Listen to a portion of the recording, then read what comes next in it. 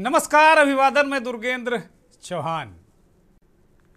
संसद के शीतकालीन सत्र के पहले ही दिन हंगामा हो गया, गर्मा गर्मी हो गई और बहस के बीच कार्रवाई शुरू तो हुई लेकिन उसे स्थगित करना पड़ा।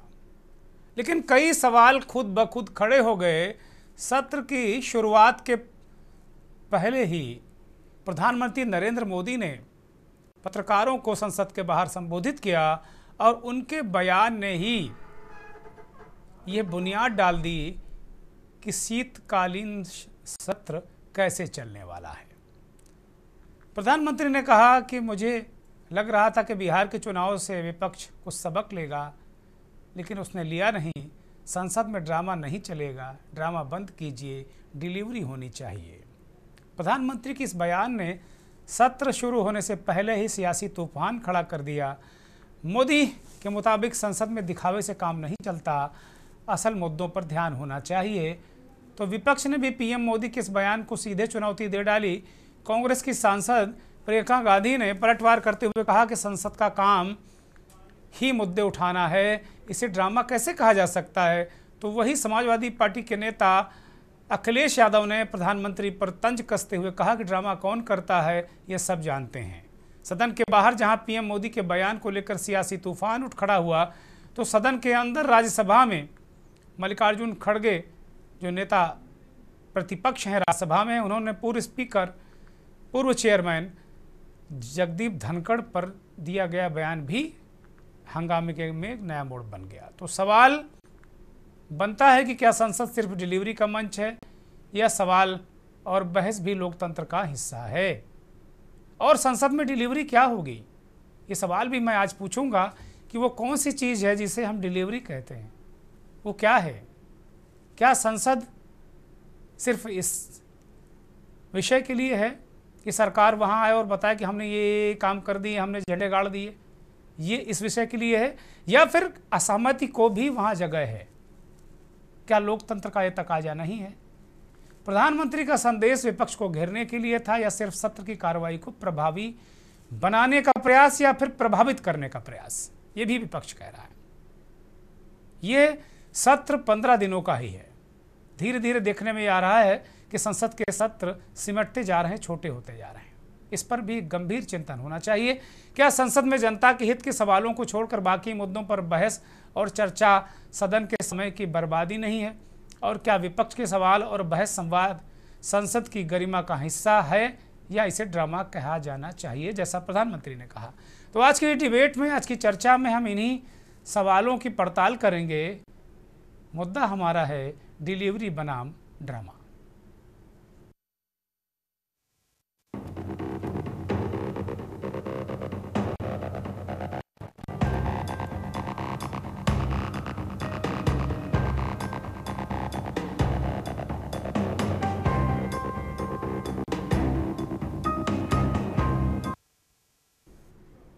प्रधानमंत्री नरेंद्र मोदी ने संसद के बाहर वो क्या बयान दिया है, उसको सुनिए तो फिर पूरी कथा काया आपकी समझ में आ जाएगी।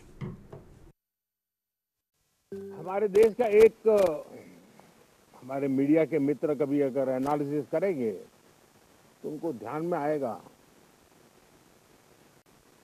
कि पिछले कुछ समय से हमारे सदन को या तो चुनावी का वार्मिंग अप के लिए उपयोग किया जा रहा है, या तो पराजय की बौखलाहट करने को निकालने के लिए उपयोग किया जा रहा है।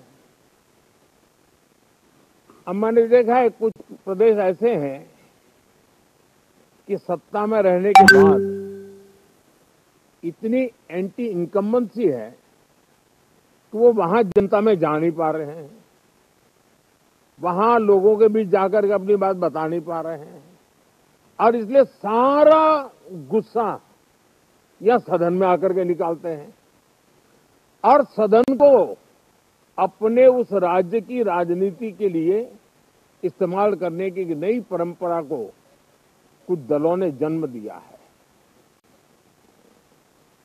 अब उन्होंने एक बार चिंतन करना चाहिए कि पिछले 10 साल से ये जो खेल खेल रहे हैं देश स्वीकार नहीं कर रही है इन पद्धतियों को। तो अब थोड़ा बदलें, अपनी रणनीति बदले। मैं टिप्स देने के लिए तैयार हूं उनको कैसे परफॉर्म करना चाहिए, लेकिन कम से कम सांसदों के हकों पर तराप मत लगाइए।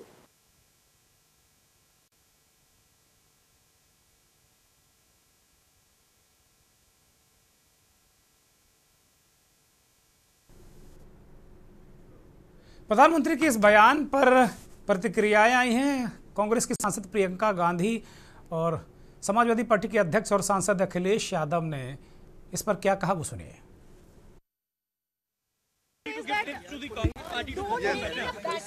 I suggest that urgent issues, like what you said, pollution, other issues, SIR, which are it is a huge issue for democracy.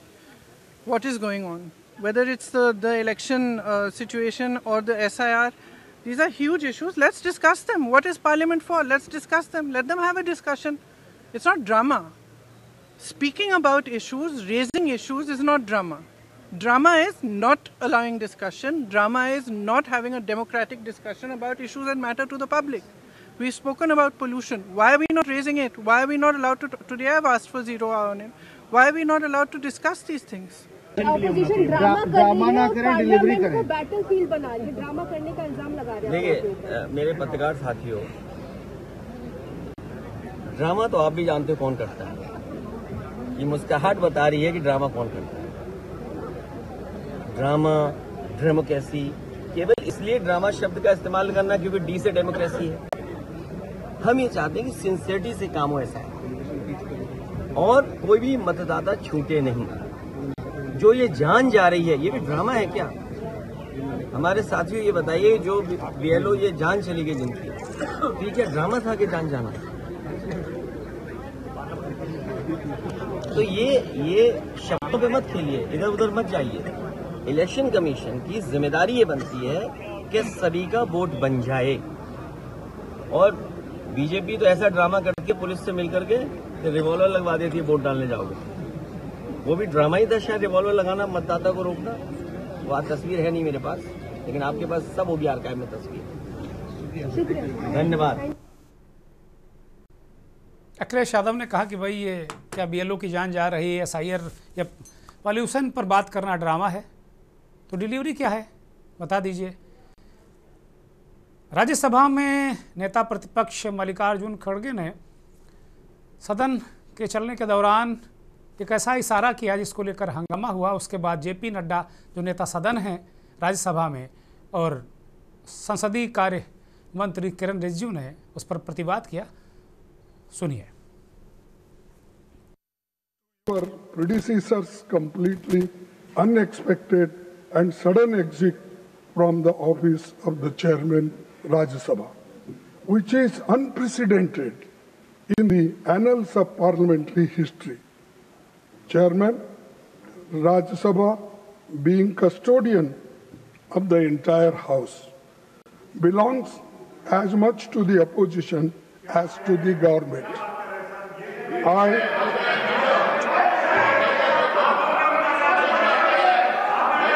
I was disheartened that the House did not get. Please, आप बैठे please, आप बैठ। Sir, I will look into it. I will look into it. I will look into it. Please, आप बैठिए। Chairman, आप बैठिए। Rajya I look into it. Please, आप बैठिए। House belongs as much to the opposition as to the government. Please, आप बैठिए। I was disheartened Please, that the House did not get an opportunity to bid him a farewell. Regardless, I wish him, on behalf of the entire opposition, a very healthy life. मैं एक तर्क देना चाहता हूं, आप सुन लीजिए, एक ही तर्क मैं दूंगा। खड़गे जी, आपका लोकसभा में लीडर ऑफ ऑपोजिशन आप और आपका चीफ व्हिप जयराम रमेश जी, आप लोगों ने जो हरकतें की हैं, मैं इस सदन में जिक्र करना नहीं चाहता हूं। एक लोकतंत्र में हम एक दूसरे के प्रति सम्मान देना चाहिए। आप बैठिए जी, आप बैठिए। ये तो एलओपी साहब अगर वो विषय से नहीं भटकते तो मुझे कहने का आवश्यकता नहीं पड़ता। सर, ये जो उन्होंने जो मैटर रेफर किया है, ये बहुत अनफॉर्चुनेट है। मैं सदन पर सिर्फ इतना याद दिलाना चाहता हूं कि आप लोगों ने भूतपूर्व उपराष्ट्रपति को, भूतपूर्व चेयरमैन को जिस भाषा का इस्तेमाल करके आप लोगों ने जो अपमान किया, आप क्या वो भूल गए? प्रासंगिक भी नहीं। फिर यहाँ से भी चर्चाएं होंगी कि आपने चीयर लीडर कहा था, फिर यहाँ से भी चर्चाएं होंगी कि आपने उनके खिलाफ एक नहीं 2 बार उनके खिलाफ अविश्वास प्रस्ताव दिया था। तो ये चर्चाएं, जो वातावरण बना है उस वातावरण को बनाने में वह जिसे कहा जाए वो it is an obstacle in the good and congenial environment debate which was going on, number 1। Number 2, प्रधानमंत्री जी पर रेफरेंस करना लीडर ऑफ अपोजिशन की का कि आपने बाहर वक्तव्य दिया और हम भी देंगे। मुझे लगता है कि हमारे बहुत ही सम्मानीय है लीडर ऑफ ऑपोजिशन। ठीक है, आपको बिहार की हार ने, हरियाणा की हार ने, महाराष्ट्र की हार ने काफी तकलीफ पहुंचाई है, लेकिन तकलीफ को डॉक्टर के सामने बोलना चाहिए।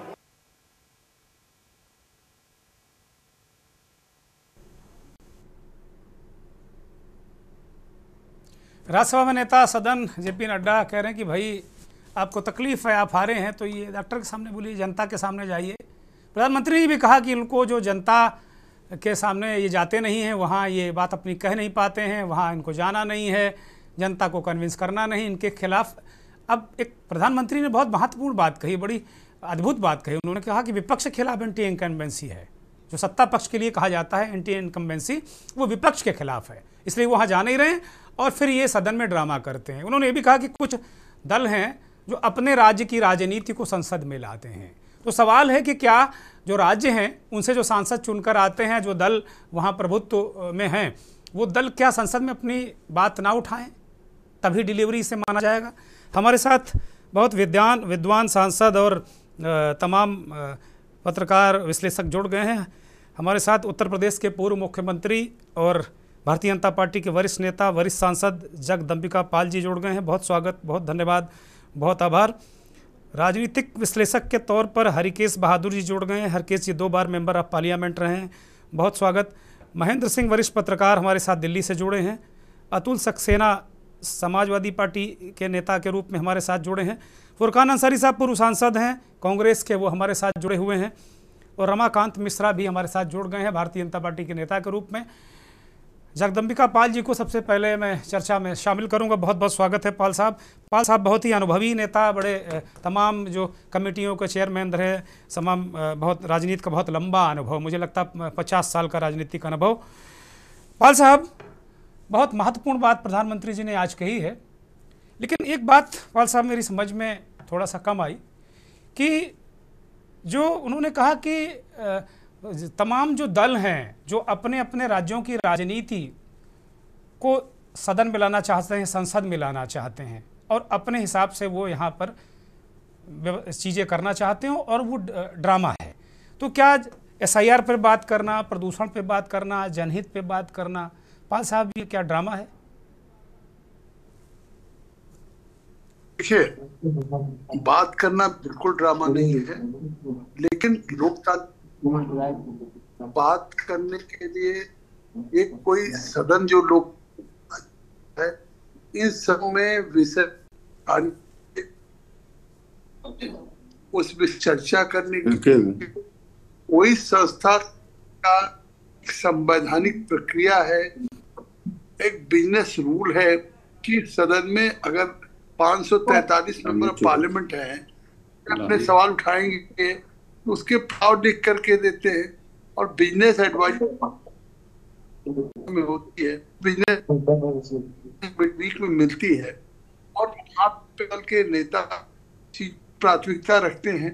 फिर स्पीकर साहब सहमति बनती है कि हम विषय पे हम चर्चा, इतना सब करर करते हैं, इतना समय निर्धारित करते हैं। सरकार से विधेयक की बात के लिए 4 घंटे, जैसे वंदे मातरम के डिस्कशंस की 10 घंटे की हुई। तो बिजनेस एडवाइजरी कमेटी स्पीकर साहब की अध्यक्षता में सभी दल के सांसदों के द्वारा किसी विषय जी अपील करें, स्पीकर साहब अपील करें कि अभी आज लोकसभा का सत्र प्रारंभ हुआ जी, तो पे प्रश्न प्रहर, उस समय तो प्रश्न चलने चाहिए। आखिर सत्तापक्ष प्रतिपक्ष के माननीय क्षेत्र से जुड़े थे। पहला सवाल अनुराग शर्मा का था, पूर्ण नदियों को इंटरलिंकिंग जोड़ने का सवाल। तो आखिर सदन में अगर मानसून सेशन भी पूरा वॉश आउट 10 बजे के पहले लोकसभा में के गेट पे प्रदर्शन करते थे, और फिर SIR को लेकर के अंदर सदन को बाधित करते थे जी। गांधी और तेजस्वी 90 दिन बिहार में चुनाव के मुद्दा बनाया और 90 दिन तक निरंतर पूरे बिहार में यात्रा किया। तो आखिर प्रजातंत्र में आप इसका तो इस बात को स्वीकार करेंगे कि 90 दिन आप उस चुनाव में, बिहार के चुनाव में सबसे प्रमुख मुद्दा विपक्ष का SIR था, और उस पर अगर जनादेश आया तो जनादेश पे जल्द से 2/3 में आया। SIR तो कोई मुद्दा है नहीं। आखिर प्रजातंत्र में आप किस तरह से किसी चीज का जनादेश मानेंगे? तो अब SIR मुद्दा कहाँ है? और मैं कह रहा हूँ यूपी में अब SIR चल रहा है। बैठे हुए हमारे विभिन्न दलों के सम्मानित नेता बैठे हैं। मैं भी क्षेत्र से, जमीन से जुड़ा हुआ व्यक्ति हूँ। कल मैं अपने क्षेत्र में था और मैंने जो गणना प्रपत्र है BLO आए थे उसमें भरा है कि हर डोर टू डोर BLO आ रहा है। BLO सरकारी कर्मचारी, उसके साथ BLA भी है। BLA हर पार्टी के द्वारा एक मुकर्रर है। तो मुझे लगता है, मैं चुनौती देता हूं कि SIR में इतना फुल प्रूफ है जो सिस्टम है कि नाम का अगर एक नाम भी कट जाएगा तो फिर इस चरण के बाद फॉर्म 6, फॉर्म 7, फॉर्म 8 है। अगर किसी का नाम नहीं तो उसको फॉर्म 6 में भरेगा। अगर नाम का शुद्धिकरण में होगा, डिलीट है कोई चीज तो फॉर्म 8 में होगा। तो कोई एक वोट भी निश्चित तौर से मैं चुनौती देता हूं कि नहीं छूट सकता है। ऐसी परिस्थितियों में SIR या चुनाव आयोग पे क्यों बनाया जा रहा है, मतलब इस तरह का मुद्दा। और पूरे देश में ये कानून बनाने के लिए, देश की रक्षा करने के लिए, क्या सदन सुबह प्रारंभ हो, क्वेश्चन आवर चल रहा हो, माननीय सदन सांसद को क्वेश्चन पूछने की इजाजत।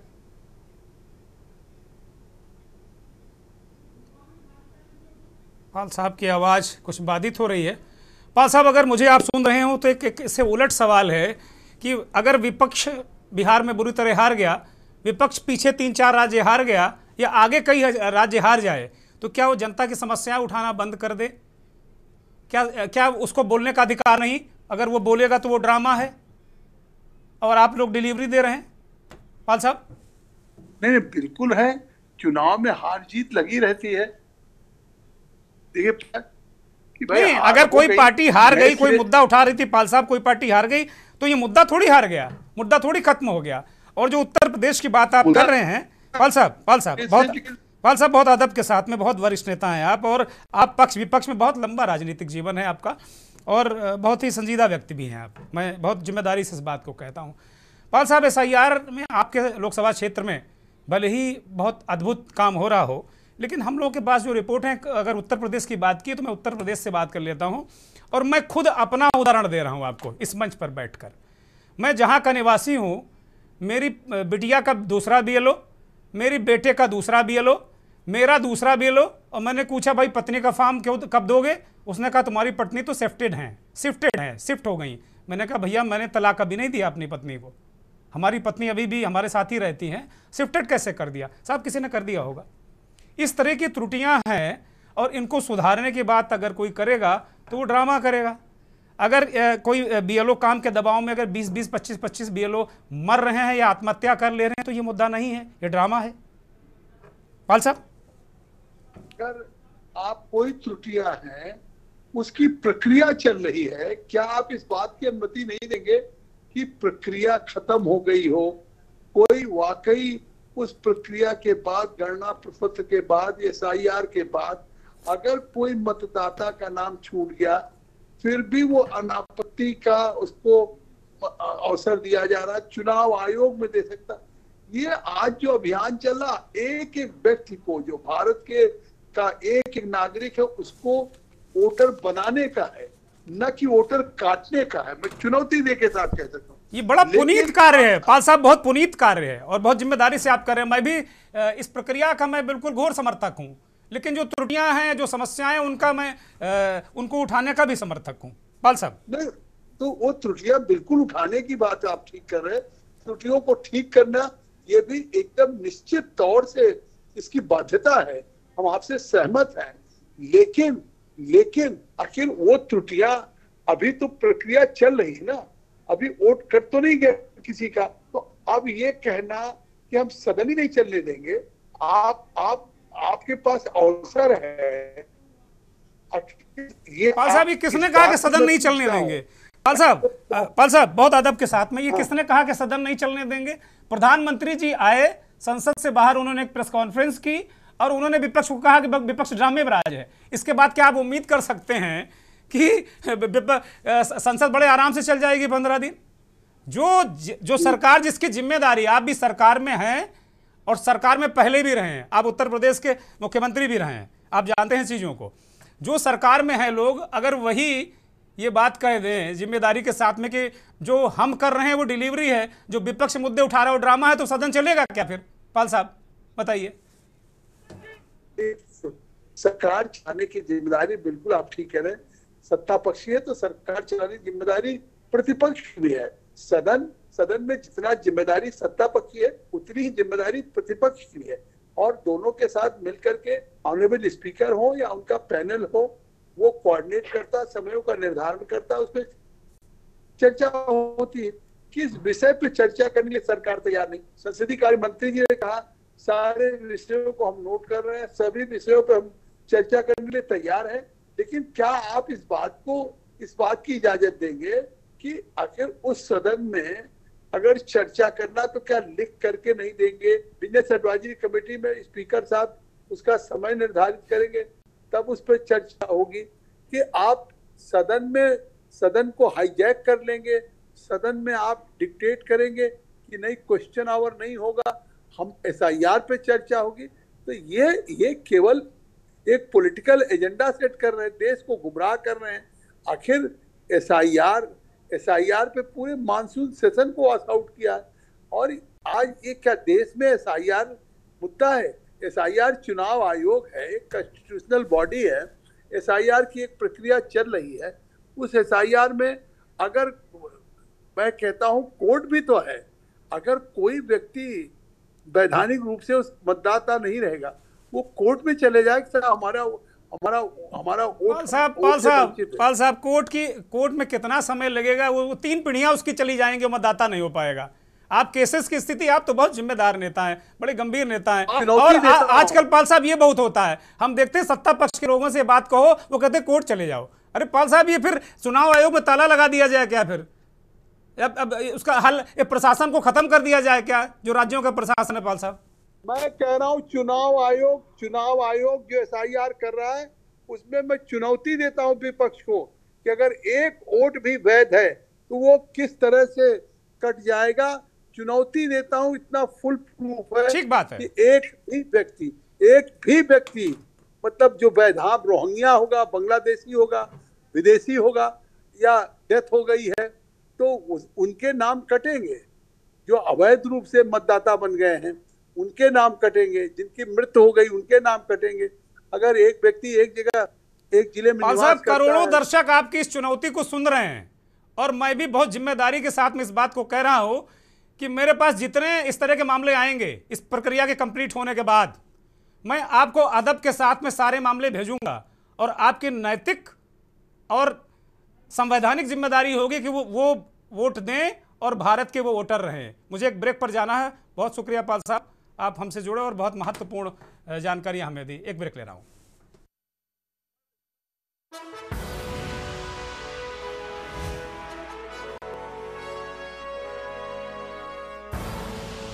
आप देख रहे हैं के न्यूज, खबरों का साथ।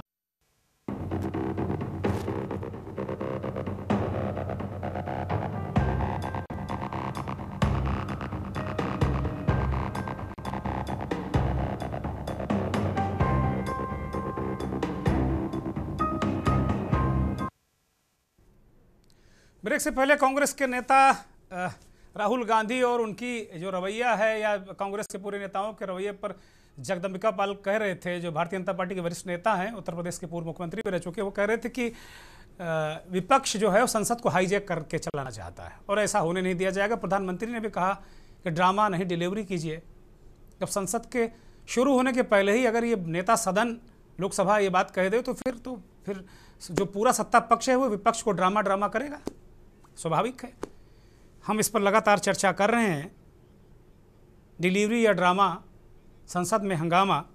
हमारे साथ कांग्रेस के पूर्व सांसद फुरकान अंसारी साहब जुड़े हुए हैं और जगदम्बिका पाल साहब चले गए हैं फिलहाल, और भारतीय जनता पार्टी की नुमाइंदगी रमाकांत मिश्रा वरिष्ठ नेता कर रहे हैं। फुरकान साहब, अभी जगदम्बिका पाल जी कह रहे थे कि वो चुनौती दे रहे हैं, एक भी व्यक्ति का अगर वोट नाजायज कट जाए, क्यों नहीं स्वीकार करते उनकी चुनौती? और वो कह रहे हैं कि भाई अगर आप संसद हाईजैक करके चलाना चाहेंगे, डिक्टेट करेंगे, तो फिर तो ड्रामा ही है ना ये। फुरकान साहब,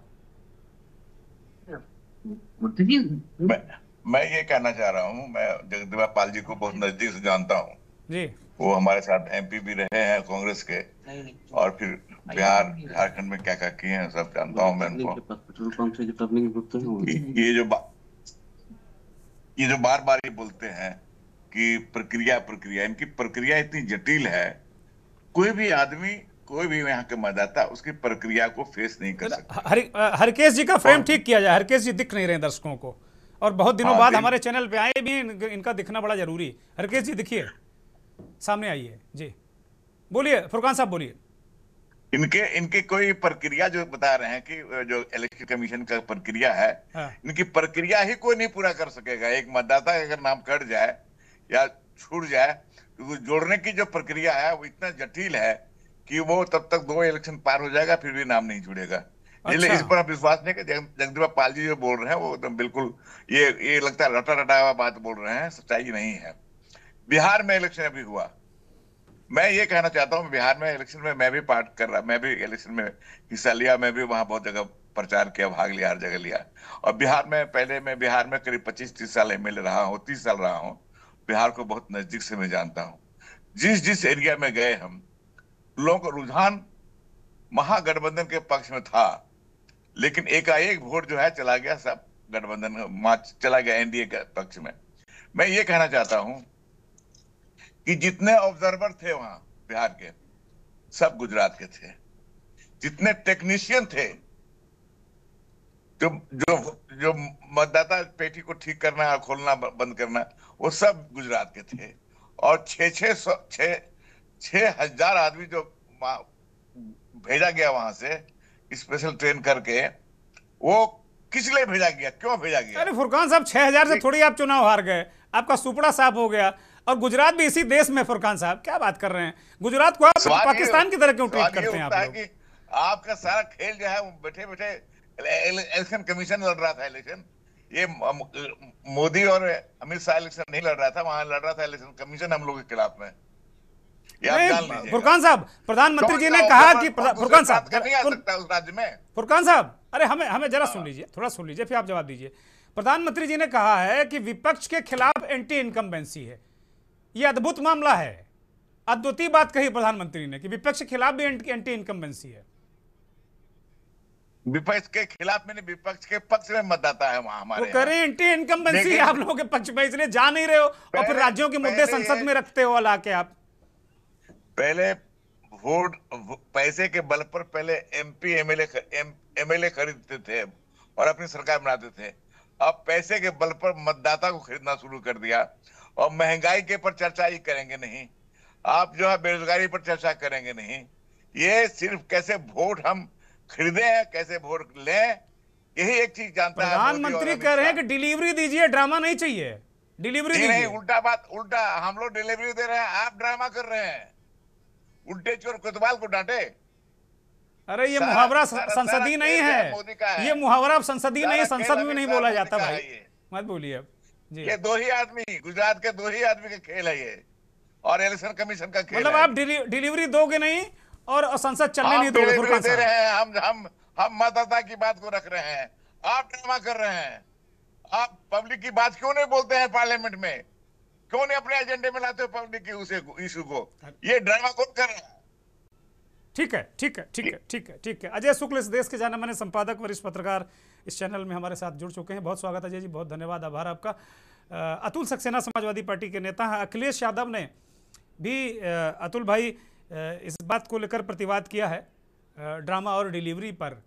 प्रधानमंत्री की बात आपने गौर की होगी, हमने बहुत गौर से सुना। वो कह रहे हैं कि जो कुछ दल, जो क्षेत्रीय दल हैं, जो राज्यों में जनता ने उनको नकार दिया, उनके खिलाफ एंटी इनकम्बेंसी है। मैं पहली बार सुन रहा हूं कि विपक्ष के खिलाफ भी कोई एंटी इनकम्बेंसी होती है और आप लोगों के खिलाफ है, प्रधानमंत्री जी कह रहे हैं।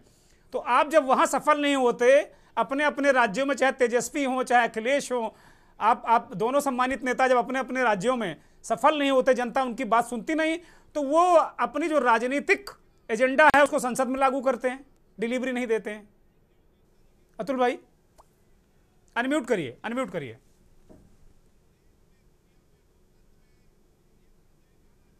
चौहान साहब आवाज आ रही है? हाँ बोलिए बोलिए।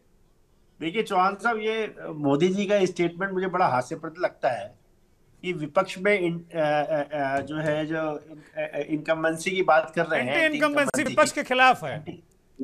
यस एंटी इनकम्बेंसी की जो बात कर रहे हैं जी, मोदी जी को समझना चाहिए 2024 में यदि एंटी इनकम्बेंसी होती तो समाजवादी पार्टी के 37 2024 में लोकसभा के एमपी नहीं बन के आए होते, और गठबंधन की बात करूं तो 43 हम लोग जीत करके आए। टोटल लोकसभा की सीटें उत्तर प्रदेश में 80 है, जिसमें से गठबंधन 43 पर जीता हुआ है। तो एंटी इनकम्बेंसी विपक्ष के खिलाफ कहाँ है? नंबर 1। नंबर 2, जिस तरीके से ड्रामेबाजी की बात करते हैं, ये पूरे विश्व को पता है कि मोदी जी से बड़ा ड्रामेबाज कोई नहीं है। आप ये देखिए जिस तरीके से हर आदमी ड्रामा नहीं कर पाता, आई अंडरस्टैंड, क्योंकि ड्रामा क्या होता है, देखिए दिल्ली में लाल किले पे बम फटता है और मोदी जी चले जाते हैं कहाँ? भूटान के राजा संसद पे आइए, अतुल भाई संसद पे आइए, और आकर के वहां क्या कहते हैं, और आकर के क्या कहते हैं? All those responsible will brought to justice. तो मतलब वो हिंदी से अंग्रेजी में बोलने लगते हैं। ये ड्रामा नहीं तो क्या है? इसी तरीके से बिहार की मधुबनी रैली में अंतरराष्ट्रीय मंच के रूप में उसको अंग्रेजी को इस्तेमाल करते हैं, पूरी दुनिया को संदेश देते हैं प्रधानमंत्री भाई। अतुल भाई पूरी दुनिया को क्या दिखाना चाहते हैं? पूरी दुनिया को दिखाना चाहते हैं, कन्वे करना चाहते हैं। हिंदी पूरी दुनिया की भाषा नहीं है, अंग्रेजी पूरी दुनिया की भाषा है। पूरा हो जाने देते बाद आपने आधा घंटा जो है जगदीप पाल साहब को समय दिया, मेरे को भी 2 मिनट सुन लेते, क्योंकि बात अधूरी रह जाती है। चलिए बोलिए। अब है क्या, टॉपिक की यदि बात करूं तो यही तो ड्रामा है कि पूरे विश्व को आप इतना इंग्लिश में, इस तरीके से हिंदी से इंग्लिश में आ जाते हैं।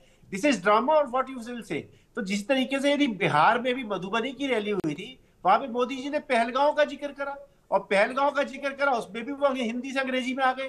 तो ड्रामा तो मोदी जी करते, मोदी से बड़ा ड्रामाबाज कौन है?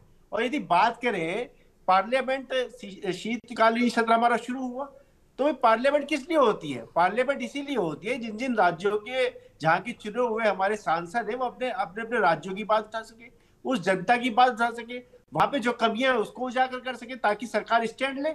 परंतु सरकार स्टैंड ले रही नहीं जाती है। आज की जो सबसे बड़ी जटिल समस्या है वो SIR की है। सरकार उससे बात क्यों नहीं करना चाहती है? यदि SIR सरकार लेके आई, सरकार क्यों लेके आई है? कि किसी भी व्यक्ति का वोट कटे नहीं। परंतु जो ये SIR की प्रक्रिया है, ये वोट जोड़ने की थोड़ी है, तो वोट काटने की है। तो आप किसके वोट कटवाना चाहते हैं? आप उस पर अपना स्टैंड क्लियर करिए ना भाई। आप लोकसभा में, पार्लियामेंट चल रही है, यदि हमारा ये सवाल है कि हम एसआईआर में बहस करना चाहते हैं, हमारे कुछ पॉइंट्स हैं, वो कह रहे 90 दिन आपने, तेजस्वी ने और राहुल ने किया है, 90 दिन चर्चा करते रहे, पिछला सदन आपने बिल्कुल एसआईआर की बलि वेदी पर कुर्बान कर दिया आपने। अब नहीं, तो अब और नहीं, अब इजाजत नहीं देंगे, वो कह रहे। जाइए चौहान साहब जी, अब ये बताइए, नहीं आप ये बताइए कि एसआईआर का जो फॉर्म है, और आपने भी देखा होगा, मुझे बताइए, मेरे पास आधार कार्ड है, तो सरकार ने कहा आधार कार्ड बनवाओ, हम आधार कार्ड की लाइन में बन गए। सरकार ने कहा पासपोर्ट बनवाओ, हम पासपोर्ट की लाइन में बन गए। सरकार ने कहा नोट निकासी की लाइन में खड़े हो जाओ, हम नोट निकासी की लाइन में खड़े हो गए। अल्टीमेटली क्या, यदि मैं यहाँ मेरा जन्म हुआ है और मैं इतने सालों साल से मैं वोट डाल रहा हूँ, तो क्या वोट डालने का अधिकार मेरा छिन जाएगा? मतलब ये, इससे पहले जितने मैंने वोट डाले वो सब खराब थे, गलत थे। इसका मतलब पुराने जो आपने जितने चुनाव कराए उन्हें खारिज कर दीजिए। आप बोलिए बीजेपी अभी प्रेजेंट में गवर्नमेंट में है ना, ये तो गलत तरीके से आए हैं। इसका मतलब यदि पिछले वोटों के माध्यम से सरकार जो है, बीजेपी सरकार सत्ता में है, और आप कहते हैं कि एसआईआर का माध्यम ही सही है, पिछला गलत है, तो सरकार मोदी जी को इस्तीफा दे देना चाहिए। ठीक है, ठीक है, होनी चाहिए महत्वपूर्ण बात। सरकार, ठीक है अतुल भाई, ठीक है, मैं आऊंगा। हरकेश जी को चर्चा में शामिल करते हैं। हरकेश बहादुर 2 बार के सांसद और अब राजनीतिक विश्लेषक के तौर पर हमारे साथ जुड़े हुए हैं। हरकेश जी, डिलीवरी क्या होती है, मैं ये जरा जानना चाहता हूँ। आप भी एमपी रहे हैं, डिलीवरी क्या होती है?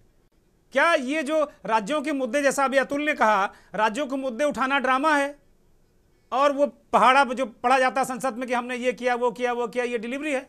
बताइए भाई। हरकेश जी, हम सुन नहीं पा रहे, आपको अनम्यूट करिए।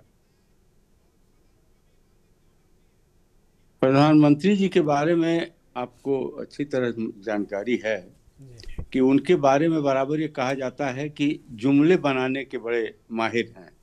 अच्छा, एक जुमला इसमें भी तैयार किया, ड्रामा और डिलीवरी। ऐसे इनके वहाँ कई आपको मिलेंगे लोग जो इस प्रकार के शब्दों का चयन करके एक तमाशा खड़ा करते हैं, क्योंकि इनको सीरियस राजनीति सिर्फ अपने सत्ता में बने रहने के लिए करनी है।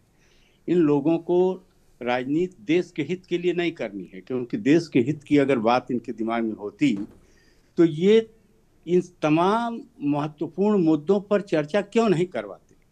पहले की सरकारें थीं, अगर आप पूरा पीछे का इतिहास देखिए, तो जब भी विपक्ष कोई भी महत्वपूर्ण मुद्दा उठाता था जो देश में के जनता के लिए आवश्यक था, उस पर वो सरकारें अवश्य बहस करवाती थी और घंटों बहस चलती थी, उसके कई रूल्स हैं, सब पर बहस होती थी।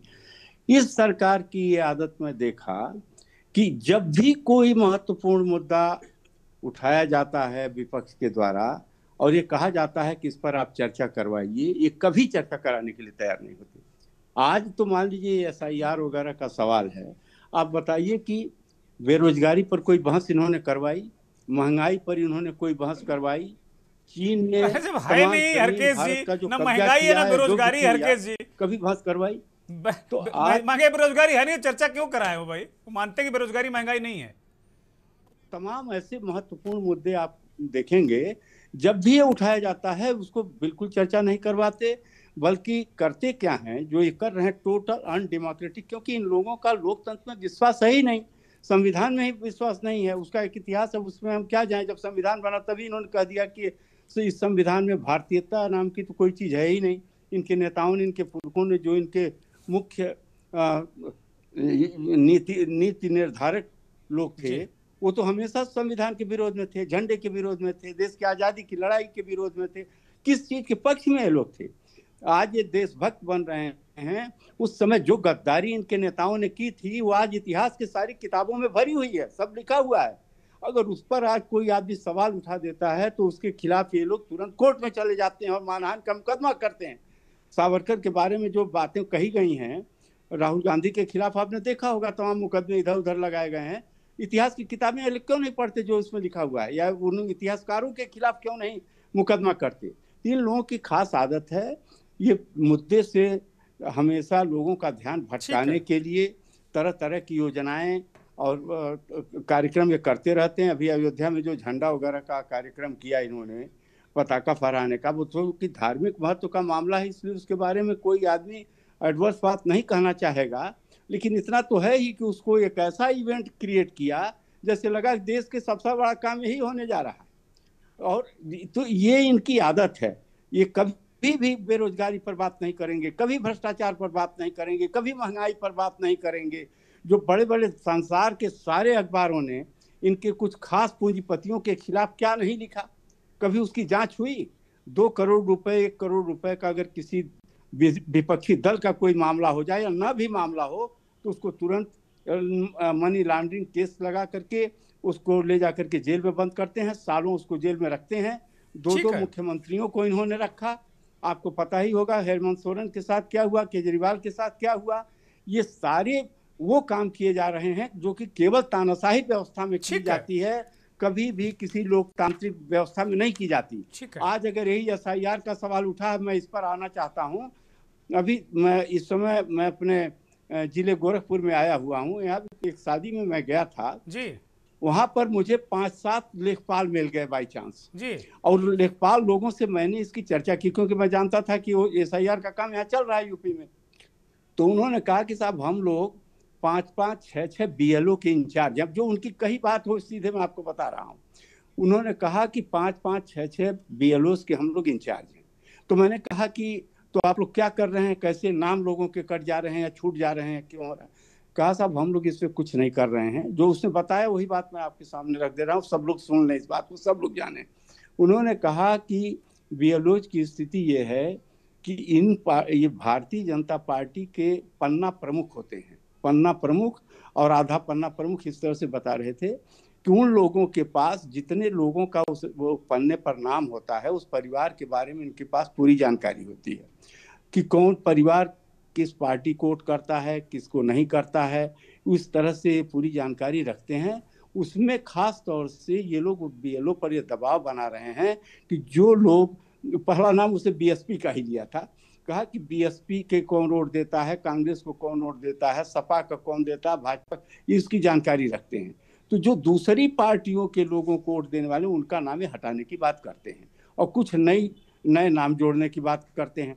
वो लोग बहुत त्रस्त थे, वो जो लोग हमसे मिले थे वो बड़े परेशान थे, वो कह रहे थे कि इस तरह। और यह भी बताया, जो मैंने पूछा कि लोग सुसाइड वगैरह क्यों कर रहे हैं, कहा कि 2-2 बजे रात तक काम लिया जा रहा है और 6:30 बजे सवेरे उनकी मीटिंग बुला ली जा रही इस जाड़े के दिन में। बताइए कि इतने टेंशन में जो लोग रहेंगे उनका हार्ट नहीं फेल करेगा, वो या परेशान नहीं होंगे तो क्या होंगे? यही कारण है कि ये गंभीर मुद्दा महेंद्र सिंह, क्या ये गंभीर मुद्दा नहीं है?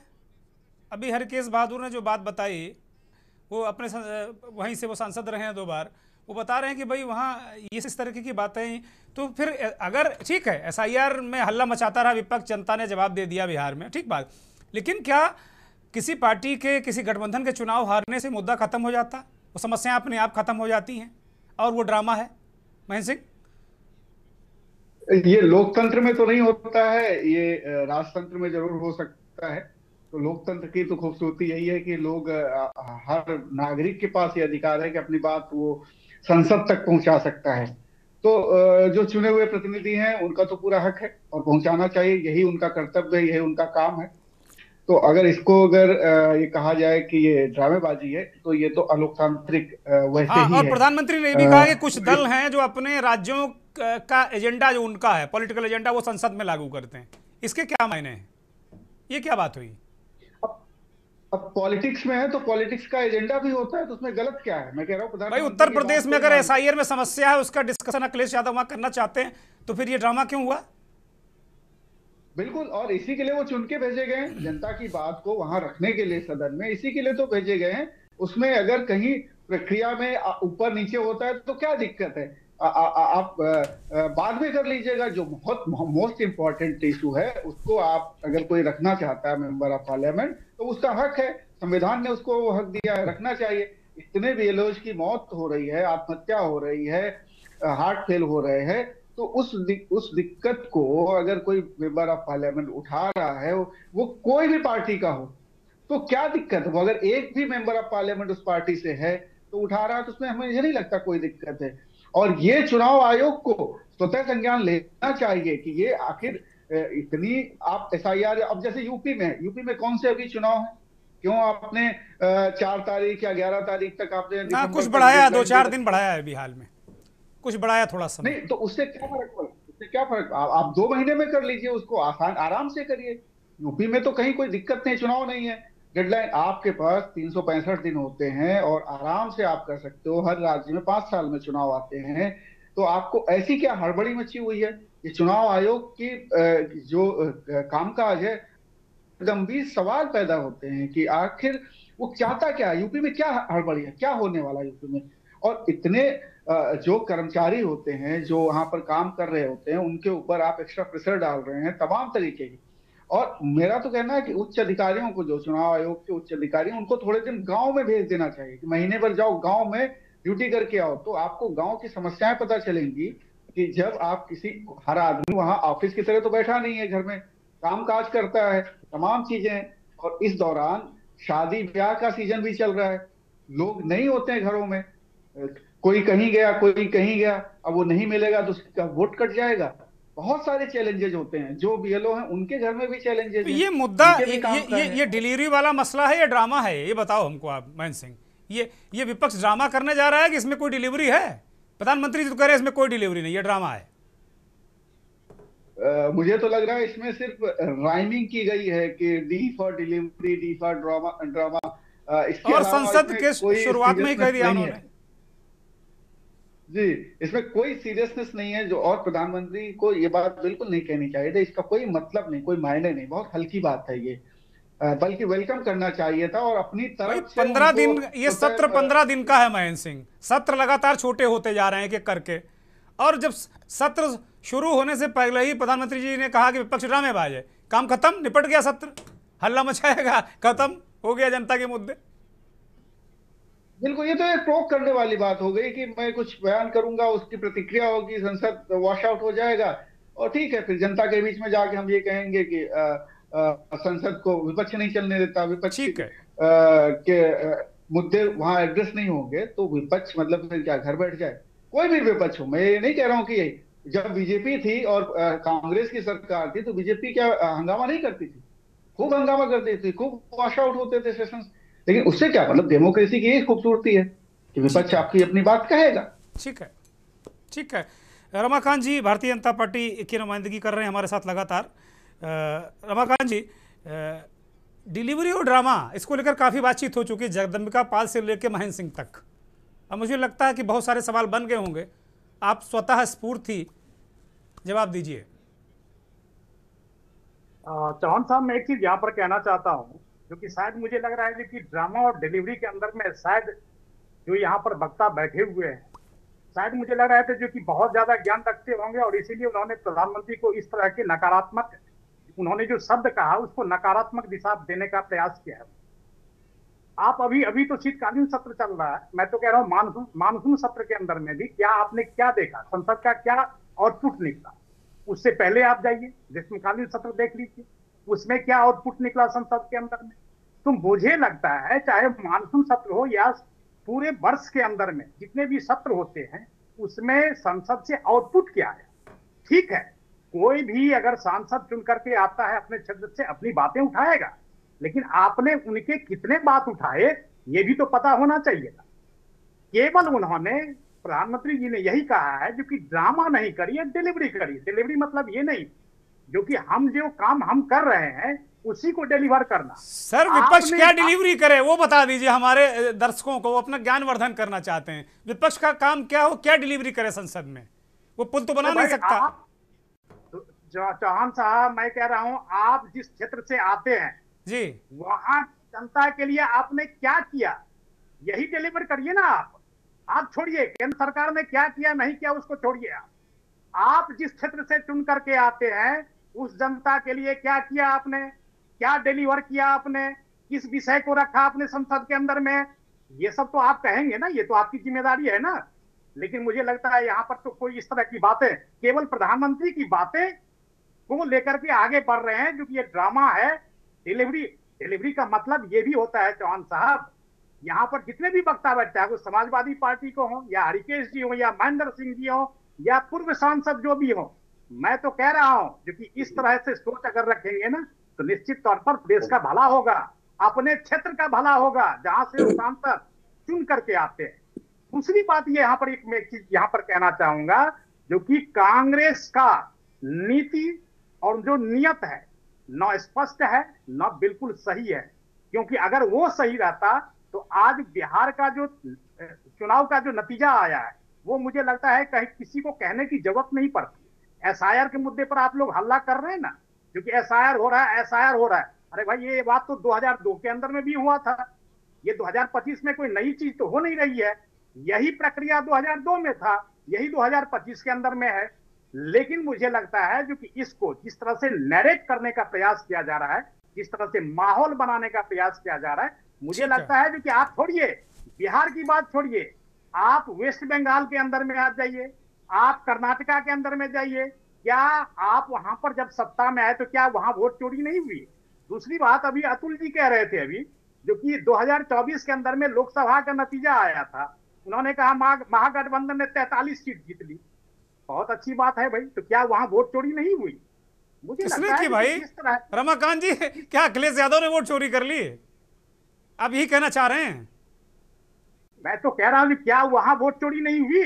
अरे सरकार आपकी महाराज, मतलब रमाकांत जी सरकार आपकी, मशीनरी आपकी, और वोट चोरी अखिलेश यादव कर लेंगे? वो तो लठिया जा रहे थे, दनादन दनादन दल लाठी।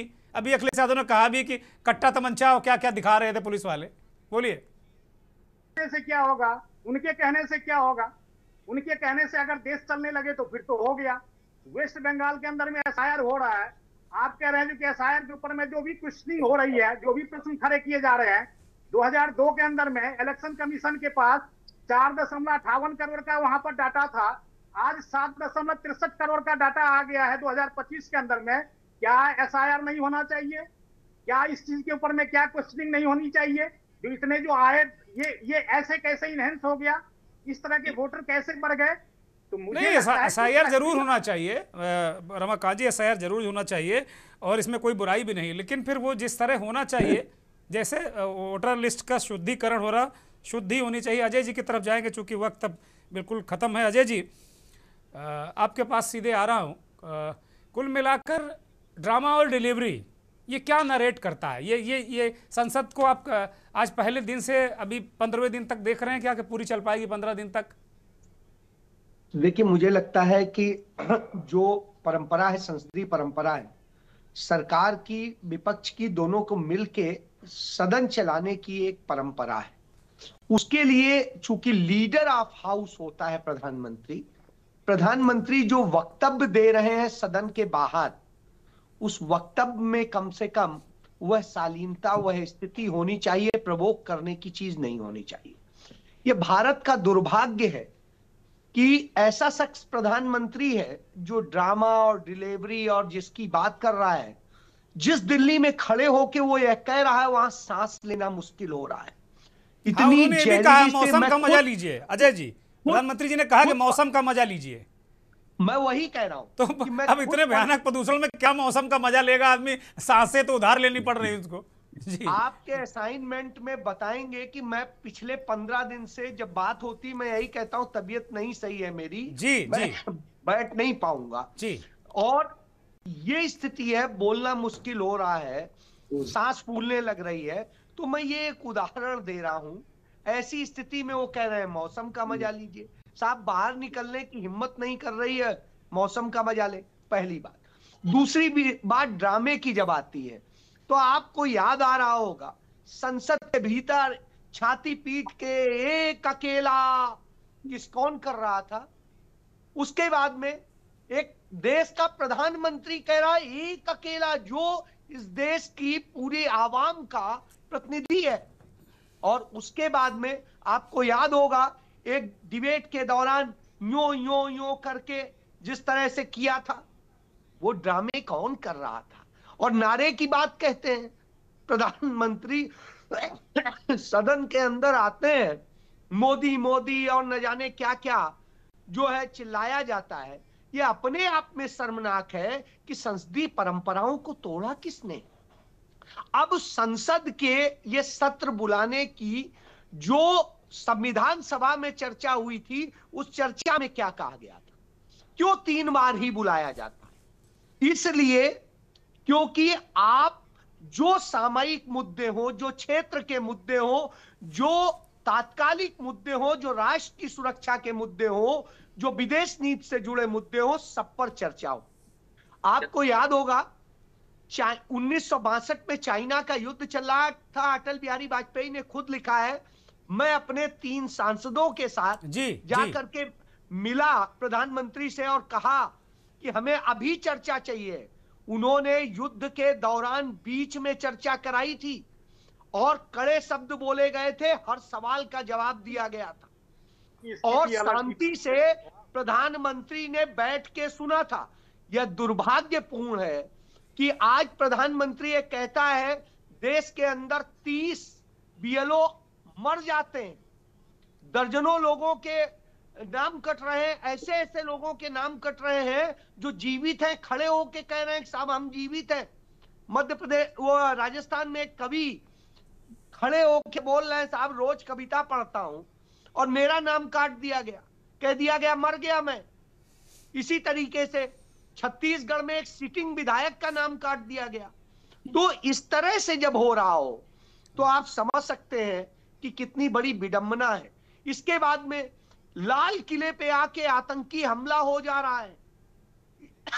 दिल्ली समेत देश के तमाम जिले जो है भारत के 22 जिले ऐसे हैं जो दुनिया के सबसे प्रदूषित शहरों में है। दुनिया की सबसे प्रदूषित राजधानी दिल्ली बन गई है। आज हालात यह है कि जब इतनी बुरी स्थिति हो, लोग तमाम तरह से मर रहे हो, हमारी जो अर्थनीति कही जाती है उसका बखान हो रहा हो, लेकिन वैश्विक जगत में आईएमएफ उसे कह दे कि सी ग्रेड दे रहे हैं, डेटा झूठा है, इससे बड़ी और क्या होगी। भारत की चहुओर बेइज्जती हो रही है, तमाम सारी ये चीजें हैं। ऐसी स्थिति में क्या चर्चा नहीं होनी चाहिए उन पर? निश्चित रूप से कि आप जो चाहें वो चर्चा होगी, ऐसा तो नहीं हो सकता। तो जब यह दुर्भाग्यपूर्ण स्थिति हो तो ऐसे में आप किससे उम्मीद करेंगे? मुझे लगता है इससे ज्यादा दुखद स्थिति नहीं हो सकती। यदि आपको सदन चलाना है तो 4 दिन 5 दिन आप दे दीजिए उनको, 10 दिन ले लीजिए आप, चलिए चर्चा इस ढंग से करा लीजिए, दोनों संतुष्ट होंगे। सदन चलाने की व्यवस्था भी सरकार को करनी है, सदन में क्या बोला जाएगा इसकी भी व्यवस्था सरकार को करनी है, और कहां क्या काम होने हैं, कार्य योजना बनानी है, ये भी सरकार को करना है। कोई विपक्ष नहीं करता है और सदन के भीतर कोई भी सदस्य अपने क्षेत्र का गुणगान नहीं करता है, समस्याओं पे चर्चा करता है। ठीक बात तो मुझे लगता है ठीक बात, SIR समेत तमाम समस्याएं हैं और उन समस्याओं पे वो चर्चा ही तो करना चाहते हैं। करिए आप तो चर्चा करिए, अच्छे लोकतंत्र का परिचय दीजिए, यही परंपरा है और यही शायद होना चाहिए था जो नहीं हो रहा है। ठीक बात है। एक 20 सेकंड का जवाब रमाकांत जी, बस मेरे पास 20 सेकंड, बताइए। देखिए मैं चौहान साहब मैं इतना कहना चाहूंगा जो कि SIR की प्रक्रिया है कोई पहली बार नहीं हो रही। दूसरी बात, मैं एक चीज यहाँ पर और इम्पोर्टेंट चीज रखना चाहता था। जब कोई भी चीज, मैं कानूनी बात कर रहा हूं, मैं जब कोई भी चीज सुप्रीम कोर्ट के अंदर में कोई विषय विचाराधीन है, उसके लिए संसद में चर्चा नहीं हो सकती। ये मैं नहीं, ये जो भी लीगल होंगे, लीगल व्यक्ति होंगे, चौहान साहब मैं आपको आग्रह करता हूं इस चीज के ऊपर में आप एक बार जरूर पूछ लीजिएगा। जो अब ये कह रहे हैं ना चर्चा क्यों नहीं चर्चा हो रही है, मैं आपको इतना चीज कहता हूं, जरूर पूछिएगा चौहान साहब, और नहीं हो तो मुझे जरूर एक बार कहिएगा जो कि हाँ आपने जो कहा था आपके चैनल के माध्यम से, ये मैंने सही कहा था या गलत कहा। बहुत बहुत शुक्रिया सभी मेहमानों का, चूंकि वक्त ओवरशूट कर गया है। रमाकांत जी, फुरकान अंसारी साहब, अतुल सक्सेना, हरकिस बहादुर जी, अजय शुक्ल, महेंद्र सिंह और जगदम्बिका पाल इस चर्चा में शामिल हुए। सभी मेहमानों का बहुत बहुत स्वागत। बहुत महत्वपूर्ण बातें बड़ी जिम्मेदारी के साथ में नेताओं ने, पत्रकारों ने अपनी बात रखी। सवाल जनता के सामने है कि डिलीवरी क्या है और ड्रामा क्या है, आप तय करिए। लेकिन अगर उत्तर प्रदेश में या किसी अन्य राज्य में SIR में कोई समस्या आ रही है, लोगों के नाम कट रहे हैं, BLO आत्महत्या कर रहे हैं, इसको उठाना अगर ड्रामा है तो फिर डिलीवरी क्या है, ये एक बड़ा प्रश्न है। नमस्कार।